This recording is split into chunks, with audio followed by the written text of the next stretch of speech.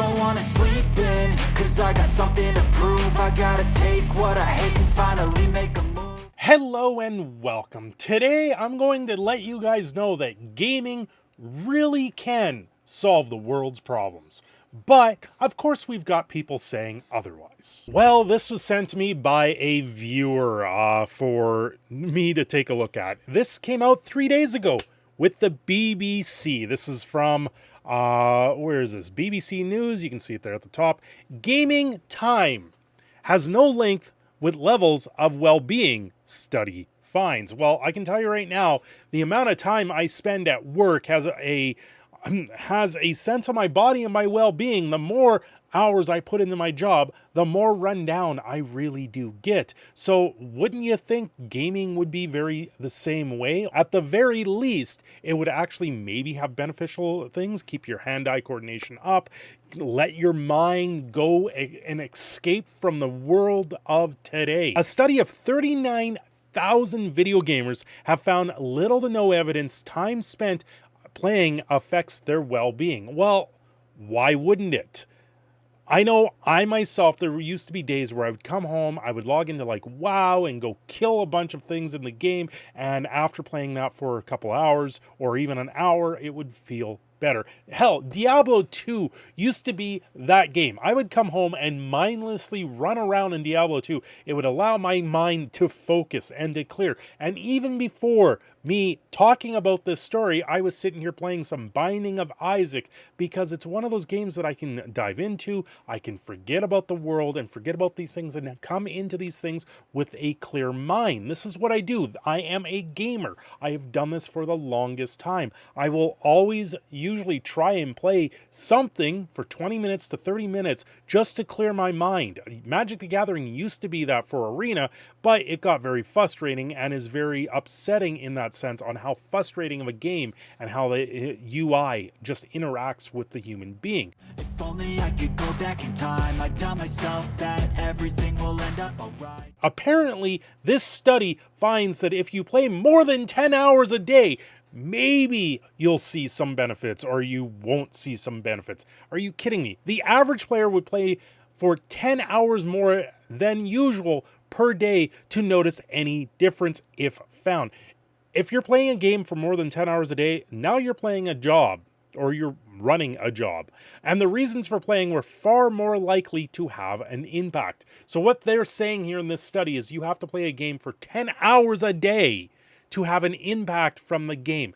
Maybe you will, I don't know, sit there and let yourself go a little bit. You know, I've got a belly on myself from sitting in this chair a little bit too long some days, and I really do want to do something more to lose weight. So myself, I'm trying to actually get away from just sitting here playing games all the time. I use it to recenter myself and refocus myself.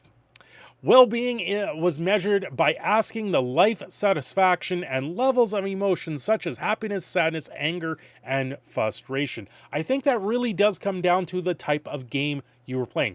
This study contradicts a 2020 study. I will get into that study because this is where it all just falls apart.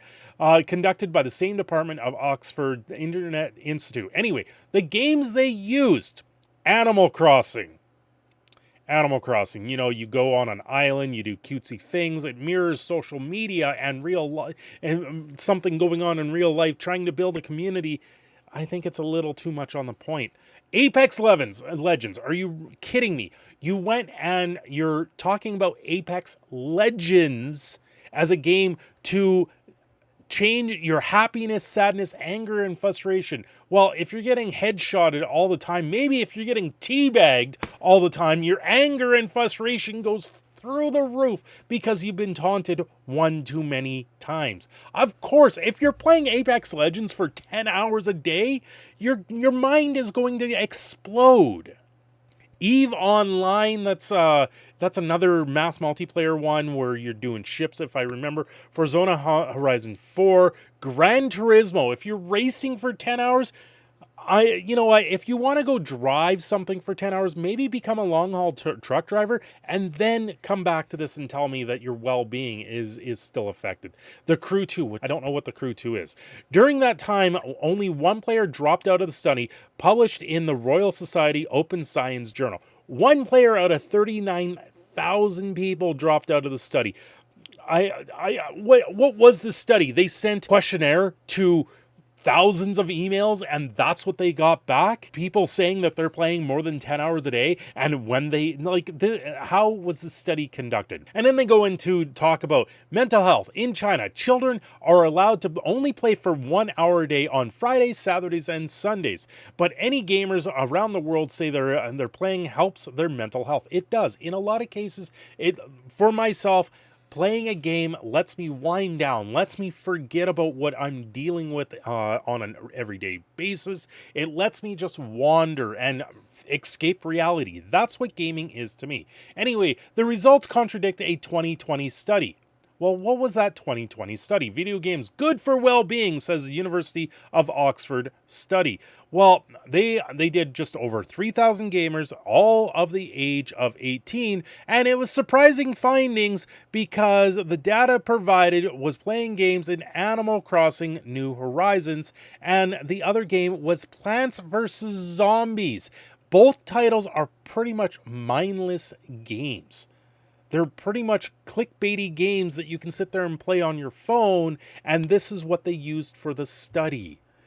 So I gotta say, the study's probably very flawed in the first place. The new study using Apex Legends, I think, is not a very good telling time of going into that sort of thing.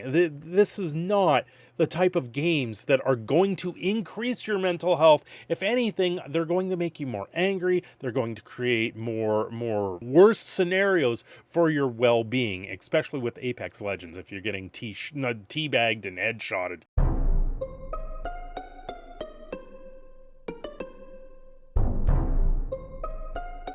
That's where we are today, where they're citing certain games in these studies and they're not taking it as a whole. So that in itself, both studies are probably very flawed.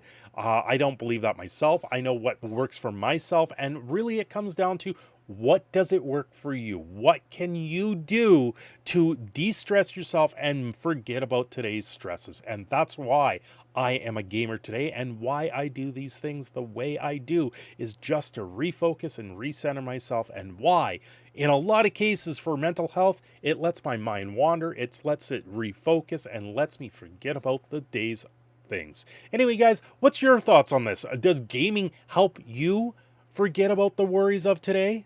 If it does, let me know down below. Don't forget to like and subscribe. I'm your proud Canadian Phoenix, Cindershadow, signing off here. Don't forget to come back next time.